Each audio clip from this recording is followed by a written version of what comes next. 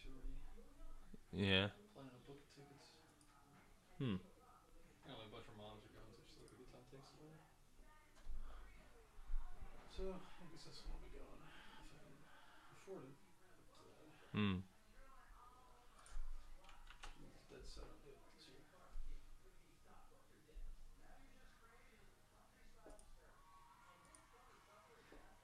Hey, good morning, dreamers, and happy 4th of July. Oh, I think I just startled Ava awake here. Oh, she's back to sleep. Awesome. I'm your host, Joe Pardo, and of course, I'm joined by my man, Matt Borelli, who his mic was off, so I'm glad that he didn't start talking. Happy 4th, everybody. Yes, happy 4th indeed. Uh, This is episode 237 of the Dreamers podcast. We're live streaming, of course, on Facebook Live. You can go to facebook.com/Super Joe Pardo to check it out. Of course, the site always is superjoepardo.com to get to everything else that I do. And this will also be up on YouTube as well at superjoepardo.com/tube if you want to check out the replay after the fact. My guest this week, later on after the pre-show here, is Nemo. Not the Nemo, but my man Alex, also known AKA as Nemo. He's from thefoolies.com. They're a clothing line, inspirational clothing line. It's really cool stuff. I can't wait to get into it. He has a really amazing story to share with everybody, and just super excited to have him as, be a member of the Dreamers podcast. This week, of course, we are sponsored by Movy Mail, MOVY mail.com. Basically, what you're going to do is send an inspirational letter to somebody, another Movy member, and then they, in turn, will be sending a Movy Mail inspirational, motivational, as movymail.com suggests, to Movy Mail, and then we swap the letters. You don't know who you're going to get. They don't know who they're going to get. It's you don't know, they don't know, nobody knows, but you're going to end up getting inspirational letters in the mail every single month. It's a subscription-based service, so check it out, movymail.com. It was actually started by me and Melissa, for my wife, for anybody who doesn't know. And you can actually see on the website, and you'll hear my voice too in the whiteboard video that explains how Movie Mail works, because I just did a really horrible job of explaining it. Matt, how was your week? I was pretty busy. Just got moved into a new apartment, so that took up all of yesterday getting that squared away. Still got a couple things to do here and there, but yeah. Aside from that, that's been all that's on my mind. Trying to get that all squared away. Well, and it's not surprising. You know, moving is a hectic thing that I do not look forward to doing again in my life, but probably will at some point. But so let's wrap up from this week. I did 2 talks this week. One was in Philadelphia and one was in Camden, New Jersey. The first one I'll talk about is the Pod Talk Philly. It was on Wednesday night. I think we had about 9 or 10 people that joined us for the talk. Basically, I talked about growing your audience through having guest experts, and we both know how I feel about the word expert. Not a crazy fan of it, but it's a good way of explaining what you're doing and having people on your show that are guest experts or guest professionals or something to that effect. But people at least know what you're talking about when they say guest expert. So, it was a great talk. It ran about an hour because of questions, the Q&A session after the fact. I think my talk was only maybe like 25 minutes. Now, you can actually watch that talk if you go to superjoepardo.com.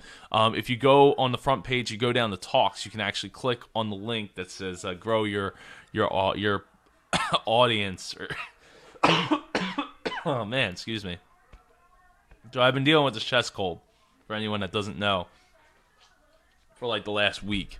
So it's been really tough on me and like people around me. But Ava's staying asleep, so that's good.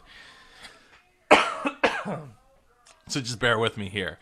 And I had to deal with this while I was speaking as well. So it wasn't too bad during the talk. It was after the talk that I was like, it was really getting bad for me as far as the coughing goes. I guess because I was just holding it all in. I was penning it all up inside, and it just had to come out. So anyway, I think my talk was like 25 minutes. Or no, I don't actually. I think the video is like 40 minutes, but I don't know. We ended up going like a little over an hour with the Q&A. And it's great that I even got to learn stuff myself, right? Because when being a professional versus like I know everything, like I don't know everything. And I actually learned a few things from people in the audience who were like, "Oh, this is how I do this," and I could see how I could adapt what you were talking about. And I admittedly in the video, or in the talk, I admitted that, hey, or maybe it was after the fact, I forget, but I admitted that I don't do everything that I suggested in here. But this is like quote unquote best practices, and this is what I should be doing. But the thing is, I'm a one-man show. For the most part, like, operating the show and everything like that, aside from you, Matt, and now Ava, who just sleeps on the job all the time.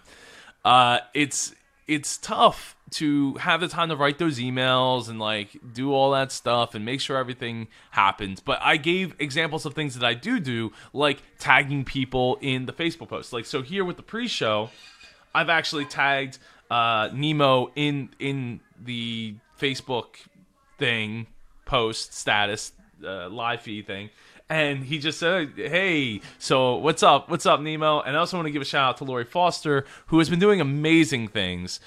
She said good morning to Joe and Ava, and good morning indeed, even though we sleep through mornings now. She's doing amazing things with losing weight, and if you don't know Lori's story, go to superjoepardo.com and go to the search button up at the top, the little magnifying glass, and that's where you can type in Lori, Lorie, Foster, and her whole story will come up. And it's an incredible, sad story about how she has been wheelchair bound and all this, and now she's actually working out, and she's not as wheelchair bound anymore, and making huge strides in everything, as far as her health goes. So. Yeah, go check that out. But anyway, getting back to the podcast talk that I did, learning things is always a great thing, and you got to be open to learning things. If you're not open to learning things, then it's not that everybody has the best ways of doing it, but when there is multiple ways of doing something, when it's based around what your opinion is or what your best practice is, that's where you need to be open to taking in advice and looking at what other people do and incorporating that sometimes into what you do. And that's, that's how you get better. Oh man. This coughing thing sucks. So, so then then the very next day, so that was at night, Matt. And then the next day I wake up, and I did a couple things, but then I had to get to Camden because I was giving a talk to, I guess it was like, almost 15 kids, and I say kids, but they were like 17 to 22 or something to that effect. And they at HopeWorks. Now we've talked about HopeWorks before. Really amazing organization. So glad to get to go there and talk to these kids and give them a sense of how to dream. So an example is one of the kids that came in. He was like, "Oh, I just take opportunities as they come to me." He's like, I wait for opportunities to come to me." And I was like, "That's not a horrible thing to do, but what I'm going to show you how to do is cut through the amount of time it takes to make that happen so that you can speed up the process of finding more opportunities and how to figure out which opportunities to say yes to and which ones to say no to. Because just because you get that opportunity doesn't mean that you should take that opportunity. I'm all about saying yes. In fact, maybe a little too much. I know, Matt, you're very much the same way in wanting to say yes to everything. But that doesn't mean that we should always say yes. And so we have to identify the opportunities that make sense for us and make sense for the people that we're doing it for. So it's just tough to know. But that's why I have the talk, How to Dream. And I sped through that talk because it was almost lunchtime. So I only had about like 40 minutes. to do it, and I pulled it off in 36. I like blew right through like everything. It was just bam, bam, bam, bam, bam, like value after value after value after value, and just and really helped them. And then Dan Roden, who is the president, CEO, something to that effect of HopeWorks, was getting an email from HopeWorks about the amazing experiences that he experienced, that the kids had through my talk before he even got back. Like, he was across town at their other office, and he was getting emails about how amazing the talk was. So really feel good about that. And even one of the kids came up to me afterwards and was like, hey, what really stuck out to me was you talked about your 80-20. And usually 80-20 is like you don't want 80% of your business to come from 20% of your clients. But in this case, we talk about 80-20, where it's like you want to take what you do and make 80% of it the happy part, the part that you enjoy, versus the 20% part where, look, can't love everything about everything that we do. And maybe there's people out there that do, but in most cases we won't. But what we don't want is hating 80% of what we do and loving 20%.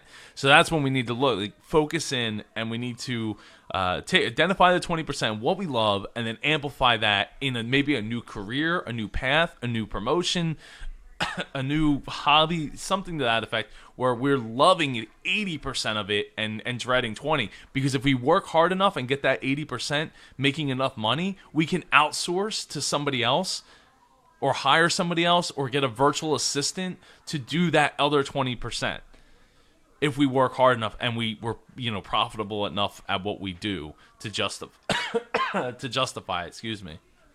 So really stuck out to him, and it makes me happy, because it's a wonderful experience to know that I've touched the lives of these kids that have really horrible pasts, and that's where they got to. They've gotten to HopeWorks, and now they have the opportunity to have a life and a future that is leaps and bounds better than where they came from. So Matt, we're like 2 weeks away from going to New York and speaking at the United Nations. I had to submit the slides over the course of this week, in which, as we know, I love to deal with procrastination head on by procrastinating. So I unfortunately, with so much going on and being so sick, I didn't have the opportunity to do the slides until like literally the day before they were due. Actually, I was finishing them up the day they were due. So I did like half, and then I finished the second half while the day of it being due. So, but we're good. We got it done. That's how I think I work better under pressure, though. Yeah, I do too. I find that I sort of need those limits. I need a cutoff date, and I do. We always say this, but I do tend to procrastinate. But yeah, once it gets down to the last second, I get kicked in overdrive. I get inspired at that point. Like during the crunch time. That's when I think I do some of my best work. And is it the most efficient thing? No, it's definitely stressful, but it's like self-induced. It is, yeah. We really put ourselves in that position as procrastinators to know that we can put out our best work when we're under the gun, as they say. Mm-hmm. Not a great,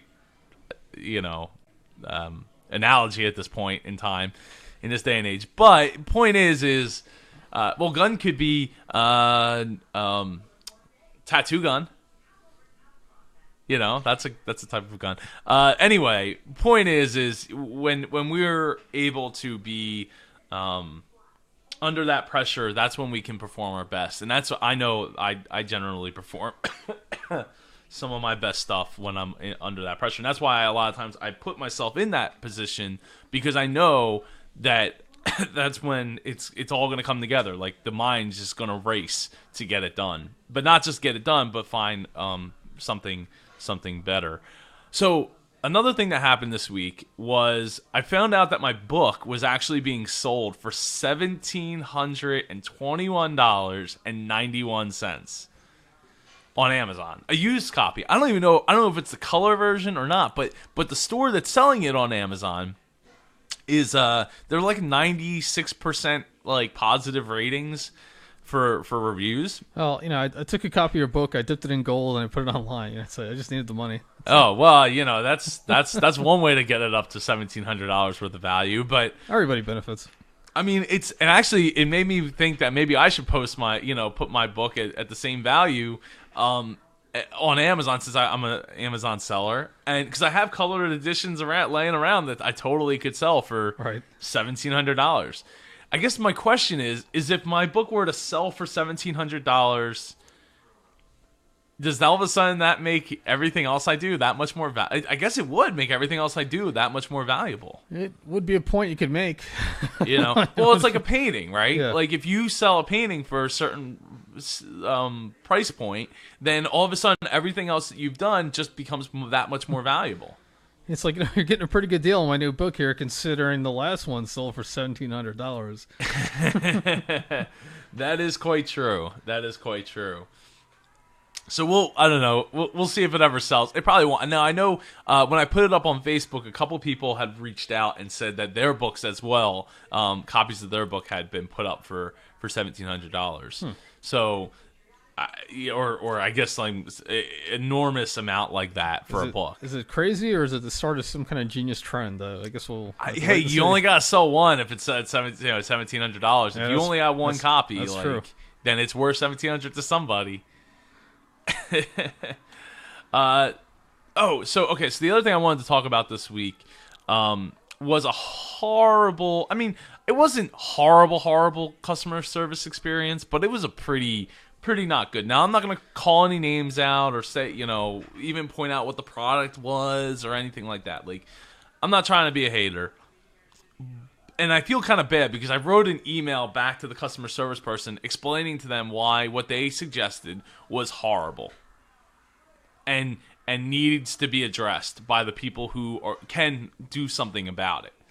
Or as John Taffer would say, do something about it, and they should. They really should consider doing something about it because it was not a good experience. Now I'm going to pull up my email here so that I can read off what exactly happened here, because I actually saved it right in my inbox just to be able to bring this up. So I had purchased something like 2 weeks ago, or at the time it was 2 weeks ago, and what it said was hey, you got a 14-day or 15-day return policy, and that's great. So 14 days had gone by, and I'm like, I'm not really seeing the value of what I bought. I could use the extra. It's like $74 or whatever it was, $70 some. I was like, I could use that extra $70 for other things. We got diapers to buy. There's other things I could definitely use that money for. So I sent a request for a return or for a refund, and so I said, where's that? I've been using the service. I haven't really noticed that it. I see the value in it, but for me, it just I'm not getting the value. I know I'm not getting the value out of it. So I was like, hey, I'd like to return it. Today's the 14th day, and I don't want to run into any problems. I think what you're offering is great, but it's just not currently good enough for me because of my use case. I thought I could get more out of it, and it's just not going to work. So I said, hey, I appreciate getting a quick response to refund the money, especially since we were right up against the return date, and I didn't want any issues like, oh, well, we didn't get to the email until 15 days. Oh, well, that's happened to me before. Yeah, so I don't need any of that. It just turns into a huge, it's a battle. So then I get a reply back, I don't know, a handful of hours later, which is fine. They got back to me same day, and it said we take customer service very seriously. I'd like to introduce you to our CEO. Contact him on either Facebook or Skype. Thank you for your patience. We've had thousands of tickets, and we're working as fast as we can. So I reach out on Facebook and Skype because, again, I don't want to be past the 14 days. I don't want any, you didn't get it back. We didn't get the return done in time. So, oh well. So I wrote back. And what I said was not great. So I sent messages to the CEO, and then I waited maybe like 10 or 15 minutes, didn't hear anything. So I said, I said, hi, I appreciate you getting back to me. I really do appreciate you getting back to me today. What I don't appreciate is being told that to get a refund, I need to reach out to someone else on Facebook or Skype, which I've done both. This is not cool and makes me worry that, one, about getting my refund, since it is a time-sensitive matter, and two, ever even hearing back from the person on either of those networks, especially Facebook, because with Facebook, if you send a message to somebody that you're not friends with, sometimes it goes to their other inbox, and if it goes to the other inbox, they might never see it. So that's why I sent something to Facebook and Skype. And I, of course I said, I know this isn't your fault. I totally understand them personally wanting to handle refunds. But this is really not the way to handle it. I hope that this message reaches him so that he can maybe reconsider his ways in handling this, because if I was doing it, I would want to reach out to that person that wants a refund personally, not have them do it the other way around. It's like, that's not good customer service, especially relying on Facebook again, where they might not even see the message. So finally, before I got a reply back, I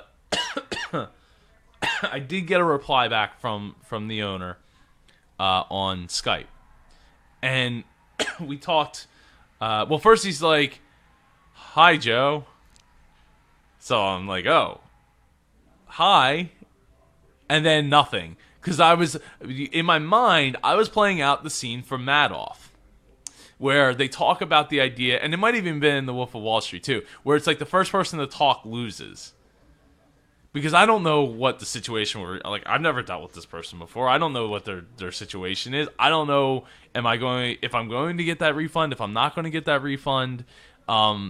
It's the 14th day is actually today. So I don't know, is it 14, like it's 14 days, but it's before the 14th day, so it's the 13th. Like, I don't know. And again, it's only $70 or whatever. So I'm just kind of like I don't want to spend a ton of time on this. Like, I want to just be able to click, and then be done with it. Like, and that be over.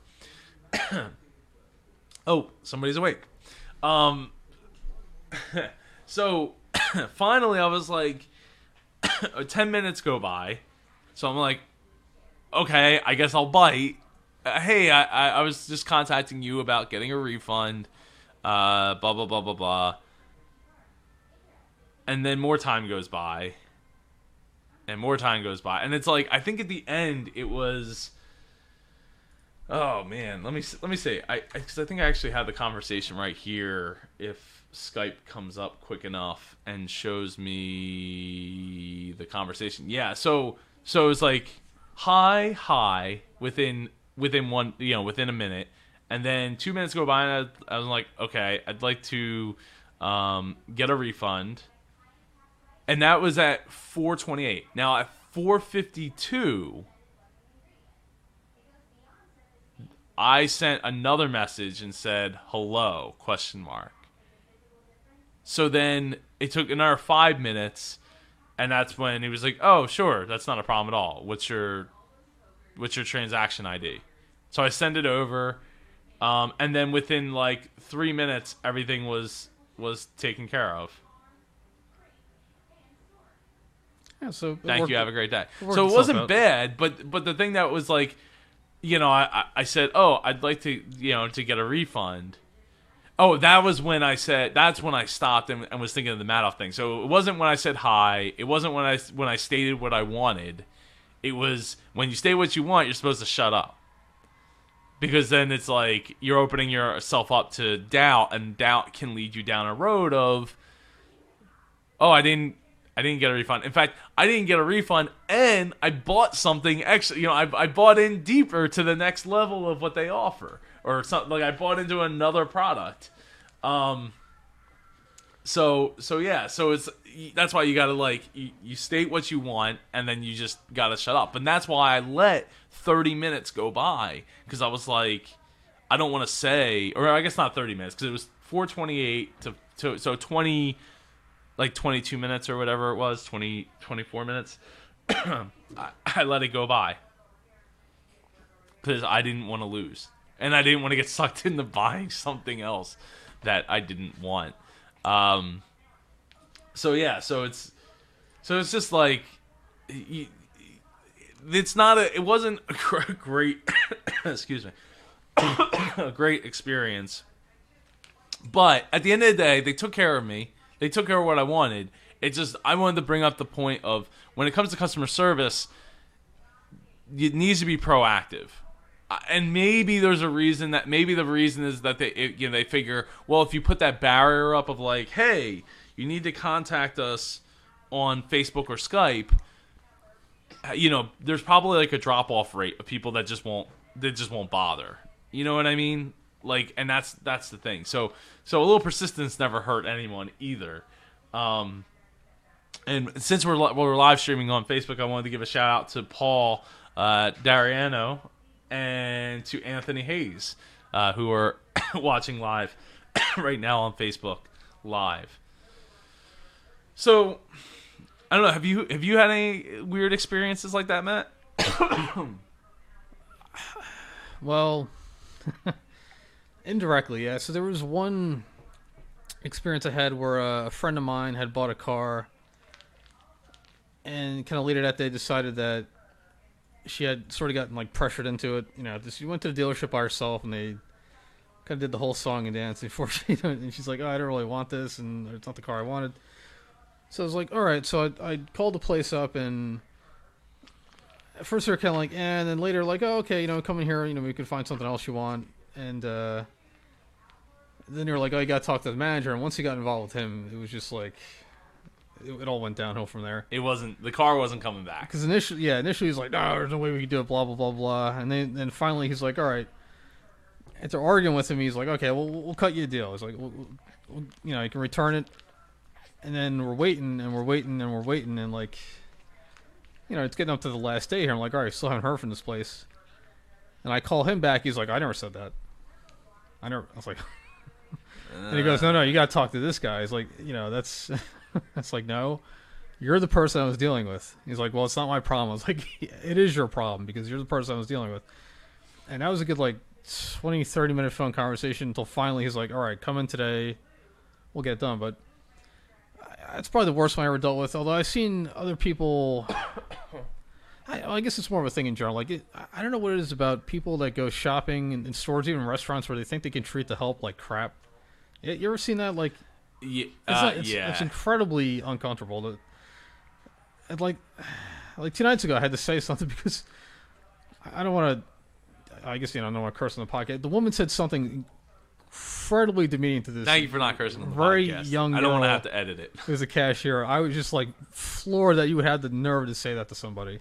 And this girl's ready to cry. So I said something in response, and I became the target. And I was just like, I can't believe. Just being mean and cruel for the sake of being cruel, over nothing. I think it was over $4. Wow. It was just completely uncalled for. This girl's, it's, I just unbelievable. Yeah. And coming in right off the bat with an attitude, nasty. It's demanding, I'm the queen of this store. We're not going to mention. It's it disgusts me. That's yeah. I've definitely seen stuff like that. I guess if you never work, retail or something like that, you can't really, or worked as a waiter or waitress. What to have common decency? I don't think people can appreciate just the kind of garbage these people got to put up with all day long, 7 days a week for next to no pay. But they shouldn't have to put up with garbage. If people understood, again, if everybody had worked a retail job or understood common decency, then it wouldn't have to be necessarily garbage unless the systems in place at where they worked really stunk, weren't worth It's just like I see people with coming doing like this, what they're supposed to be doing. this sense of entitlement, especially like around the holidays. Oh yeah. Like it's bad enough they gotta sit here and work on a holiday, but then you gotta have this, like you gotta come in and dump it on top, and now like everything's their problem because you waited till today to get this resolved, like the worst possible day of the year to make a return. It's true. That is true. I just see it happen. It's just one of those things that really aggravates me. So we're a little strapped for time today. So I think I'm gonna push some of these. I had like 4 other topics I wanted to get to, including dealing with procrastination, of course. But I think I'm gonna push all of them, even though we've only done a half hour this week. She's not gonna sit for it. She's feisty. No, I know she's like eating the heck Eating out of everything. her hand here. She's eating her bib, and her hand. Yeah, whatever and she get, whatever's nearby. Yeah, and she shouldn't be hungry. Well, maybe I don't know. She might be getting hungry because She's been good today though. I came over. She's very quiet for most of the day. She goes again. till she finally fell asleep. That right, like she was crying then, but yeah. So let's wrap up this week, and then we'll pick back up next week where we have 4. I already have 4 topics just to talk about next week. Mm-hmm. Oh, the other thing I wanted to mention though before we do wrap up is so I'm going to be using the month of July to start running to start doing YouTube videos. Okay. I want to start doing YouTube videos at the superjoepardo.com/tube where it's like I haven't come up with a name for it because like Dreamer Tube, Dream Tube, like none of them really. Can ring. people maybe send in their suggestions on Facebook or Twitter? They could. So if you wanna send in a suggestion, you can email it to me if you go to superjoepardo.com or joe@super.joepardo.com. Or on Facebook, you can. If you want to comment in the comments right now, I can actually see the comments live. And Joe will give will give a shout out to whoever comes up with the winning name here. The winning. Well, I don't know about a winning name, but the suggestions are appreciated for sure. The reason I didn't start last week is because I was so busy with everything, and then on top of that, I wasn't feeling well. Like I keep coughing now, so I didn't want to. I can't have that high energy if I'm sick, where I'm coughing and all that. So, yeah, basically what I'm going to do is I'm going to take these topics that we've been talking about, and I have like a whole list of like 100 and plus topics in my Evernote that I want to run through and start shooting it to a video for YouTube with this, and then go from there. So, it's definitely exciting. Also, Matt, I forgot to turn it on. Like I just realized that I forgot to turn on Windows 10 actually has really good talk to text integration. And I meant to turn it on. Like I was playing around with it yesterday. We totally could have been like getting text of everything that we're saying to build a transcript. Like is that through the Cortana integration, or is that a separate module? No, it's separate from Cortana. It's separate from Cortana, but the idea is like then all of a sudden you take that and you throw it into the website in the show notes, and now all of a sudden you have like instant SEO, like lots of phrases and things for Google to touch and feel and be happy about. So. Yeah, totally misstep on my part by not having it. I wanted to enable it for today, but going forward with all of the episodes that I shoot for the Dreamers Podcast YouTube channel, I guess maybe that's what it's going to be called. Dreamers Podcast YouTube channel. Super long, not really digging it. I want to have that so that it's going to help expand the reach, my Google reach, for sure. So that's where I'm headed. But I also would like to say that I'm going to take these topics of the recordings, and I'll also be dumping them into the Dreamers Podcast feed. So I'll be making an episode for the Dreamers Podcast, as well as doing it as a YouTube video. So the videos will be short, like 3 minutes to 5 maybe tops. It depends on the topic that I'm going to talk about, but each one will be a specific topic. And then, like I said, we'll be jumping it into... Oh, she's trying to eat my hand now. we'll be dumping it into the feed so that maybe, now the episodes count should go up. Now, I don't know how many I'm going to do. I'd like to get it to the point where I could do an episode a day on YouTube, like a daily episode. And I guess I probably will end up getting to that point. But right now, I just want to get to maybe like 1 or 2 extra a week. Probably like start with 1 a week and build out from there. So we'll see how it goes. Really exciting stuff because I've been watching a lot of these YouTube people, like especially in tech, because I love watching videos on computers and parts and stuff like that. And it's just it's amazing when you see like some of these people that I've been following for maybe 3 months now have only been doing it for less than just under a year, and you see their subscriber count go up from like a few thousand to tens of thousands, 40,000, 50,000 subscribers. And the opportunity to bring in ad revenue from YouTube in a way that you don't have to worry about it, like it automatically puts the ads and stuff in front, is definitely appealing to me because it's less time and effort that I have to pour into the ads. So speaking of ads, Movymail, MOVYMAIL.com. Oh, Ava's starting to make some noise now. You go check it out. It's a service set up by me and Melissa to bring motivational mail to your doorstep every single month in a way that is crowdsourced and community funded